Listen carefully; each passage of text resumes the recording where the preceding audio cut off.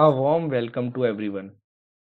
दोस्तों, आज हम करेंगे टाइम एंड वर्क का पार्ट 3। आज हमें करना है कंसेप्ट ऑफ अल्टरनेट डेज। जैसे कि कोई आदमी किसी काम को 10 दिन में करता है और उसी काम को कोई बी व्यक्ति 20 दिन में करता है, तो हम क्या करते थे, उसका एलसीएम ले लेते थे। फिर 20, यहाँ पे 1, यहाँ 2। तो हम यहाँ पे क्या करते हैं कि ए उस काम को करेगा एक दिन, फिर बी करेगा, फिर ए करेगा, फिर बी करेगा। तो इस तरह हमें टोटल काम 20 करना है। तो हम आज करेंगे इस टाइप के क्वेश्चंस। चलिए क्वेश्चन से शुरुआत करते हैं। A and B can do a piece of work in 20 days and 25 days. A start the work and they do this work in alternate days. In how many days will this work will be completed? ये question कह रहा है ए किसी काम को 20 दिन में करता है और बी उसी काम को 25 दिन में करता है। तो हम इसका एलसीएम ले लेते हैं। एलसीएम क्या आएगा? 100, 25 ज़ा 100, 24 ज़ा 100।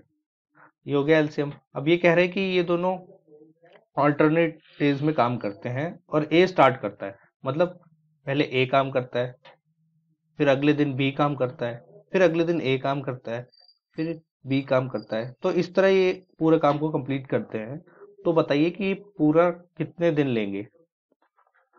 तो इसमें हम क्या करते हैं, जैसे कि ए एक दिन में 5, बी एक दिन में 4, तो 2 दिन में कितना काम हो जाएगा? 9। हम एज अ पेयर काउंट करेंगे और देखेंगे कि 100 हमारे पास कब तक बन रहा है।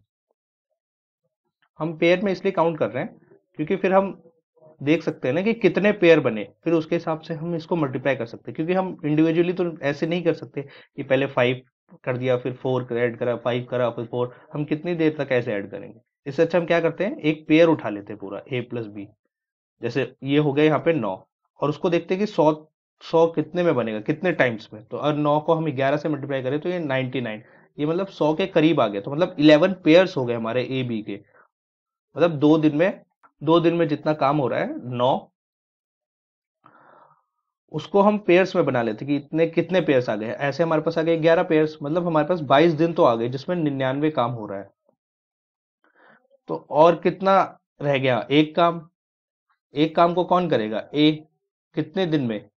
वो एक दिन में 5 करता है, लेकिन वो पूरा दिन नहीं लगाएगा क्योंकि वो पूरे दिन में तो 5 कर देता है। तो एक दिन में वो कितना करेगा? 1/5। तो इसका आंसर हो जाएगा 22 1/5 डेज। तो ये मैंने तो आपको भी समझाया है, तो आप देखिए इसको हम करते कैसे हैं।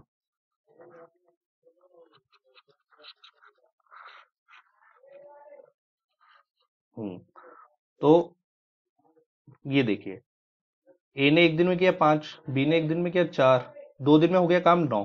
हमें काम कितना करना है? टोटल 100। तो इसको हम अगर 11 से मल्टीप्लाई कर दे, इधर भी 11 से मल्टीप्लाई होगा, तो मतलब 22 दिनों में 99 काम हो जाता है। जो एक काम रह गया वो कौन करेगा? अब एक ही टर्न आएगी दोबारा, कंप्लीट हो गया टर्न। तो एक ही टर्न आई दोबारा। तो ए एक दिन में 5 काम करता है, लेकिन उसे पूरे दिन काम नहीं करना, उसे खाली 1/5 दिन काम करना है और ये पूरा 100 काम कंप्लीट हो जाएगा। तो देखिए 22 डेज तो हो गए पूरे ए और बी मिला के, और प्लस 5 डेज जो ए करेगा। तो ये हमारा आंसर आ जाएगा 1/5 डेज। इस डेज में हमारे 100 काम पूरे हो जाएंगे। तो आपको ये समझ आया होगा। चलिए नेक्स्ट क्वेश्चन करते हैं। नेक्स्ट जो क्वेश्चन है, A and B can do a piece of work in 20 days and 30 days respectively. A start the work and they do this work in alternate days. In how many days this work will be completed? इसमें ये same है, exactly same है, बस value change की गई है यहाँ पे 20 और 30। तो ये क्वेश्चन मैं आपको होमवर्क में दे रहा हूँ, आप इसका आंसर मुझे कमेंट सेक्शन में बता सकते हैं। चलिए नेक्स्ट कर। ये क्वेश्चन क्या है? A, B, and C working separately can do a piece of work in 11 days, 20 days, and 55 days respectively. In how many days the work will be completed if A is assisted by B and C on alternate days? इसमें कह रहा है कि किसी काम को A 11 दिन में करता है, बी 20 दिन में और सी 55 डेज में। तो हम इसका एलसीएम ले लेते हैं। हम इसका एलसीएम कैसे लेते हैं ये तो आप समझ ही गए होंगे आप, फिर भी मैं आपको एक बार बता देता हूँ। जो सबसे हाईएस्ट वाला होता है उसके टेबल को पढ़ते हैं हम, जैसे 55 1 जा 55, 52 2 जा 110, 55 3 जा समथिंग आएगा, 55 4 जा कुछ आएगा। तो हम तब तक उसके टेबल को पढ़ते हैं जब तक यहाँ पे हमें कॉमन मल्टीपल ना मिल जाए इन तीनों का। तो हम देखते हैं 55 नहीं हो रहा है इन तीनों से, 110 भी नहीं हो रहा, और जो थर्ड पे आ रहा है 165 वो भी डिवाइड नहीं हो रहा। फिर हम देखते हैं 220, हाँ ये डिवाइड हो रहा है, तो ये इसका एलसीएम हो जाएगा। तो इसका एलसीएम क्या हो गया 220। तो हमने यहाँ पे लिख दिया 220। ये अब ये आ गया 11 20 जा 20 11 जा और 55 4 जा, ये आ गई इनकी एफिशिएंसी सबकी। अब ये कह रहा है कि in how many days the work will be completed if A is assisted by B and C on alternate days. इसका मतलब हो गया कि पहले ए काम करता है, एक दिन काम करता है, कितना काम करता है 20, और ऑल्टरनेट डे पे मतलब अगले दिन तीनों काम करते हैं A plus B plus C. यही तो ये क्वेश्चन में कह रहा है कि A is assisted by B and C on alternate days, मतलब इसके बाद फिर ए काम करेगा, फिर इसके बाद फिर ए प्लस बी, मतलब बी प्लस सी उसको ऑल्टरनेट डे पे असिस्ट करेंगे ए को। तो मतलब ए प्लस बी प्लस सी सेकेंड डे काम करेंगे। तो ये तीनों मिला के कितना हो जाएगा 20 प्लस 11 31 प्लस 4 35, ये 35 हो जाएगा। तो ये 35 काम होगा।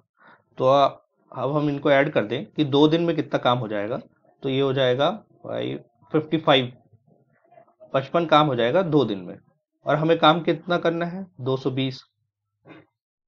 तो हम इसको अगर 4 से मल्टीप्लाई कर दें और इसको भी 4 से मल्टीप्लाई कर दें तो 8 डेज में 220 काम हो जाएगा पूरा।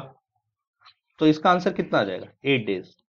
8 डेज में ये काम पूरा कंप्लीट हो जाएगा। Next, Ganga and Saraswati working separately can mow a field in 8 hours and 12 hours respectively if they work in stretches of 1 hour alternate. Ganga beginning at 9 a.m. When will the moving be completed? ये कह रहा है कि Ganga 8 our में काम को कर लेती है और वही सरस्वती 12 आवर में इसको कर लेती है, और वो लोग हर आर अल्टरनेटिवली काम करते हैं। मतलब पहले गंगा एक आर काम करती है, फिर सरस्वती 1 घंटा काम करती है, फिर गंगा करती है, फिर सरस्वती करती है।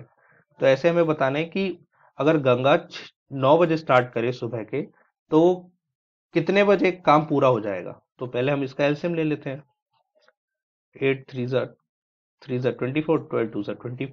अब हम देखते हैं कि गंगा ने एक आर में 3 काम किया, सरस्वती ने 1 आवर में 2 काम किया, तो 2 आवर में कितना काम हो गया 2 आवर में काम हो गया 5, और हमारा टोटल वर्क कितना है 24। तो हम देखते हैं 5 को कितने से मल्टीप्लाई करें कि वो 24 के आसपास रहे। तो हम कहते हैं 5 4 जा 20, क्योंकि हम 5 से करेंगे तो वो 25 हो जाएगा, वो ऊपर हो जाएगा, काम से ज्यादा हो जाएगा, लेकिन हमें करना नहीं है, हमने इसको भी 4 से मल्टीप्लाई किया। तो 8 आवर में हो गए 20 काम, 8 आवर में 20 काम हो गया। तो अब हमारा काम कितना बचा 4 बचा है। तो पहले हम गंगा से 1 घंटा और काम कराते हैं, गंगा से 1 आवर और कराया, तो 9 आवर में हो जाएगा 23 काम। ये है 9 आवर में 23 काम हो गया। अब हमारे पास 9 आवर में 23 काम हो गया।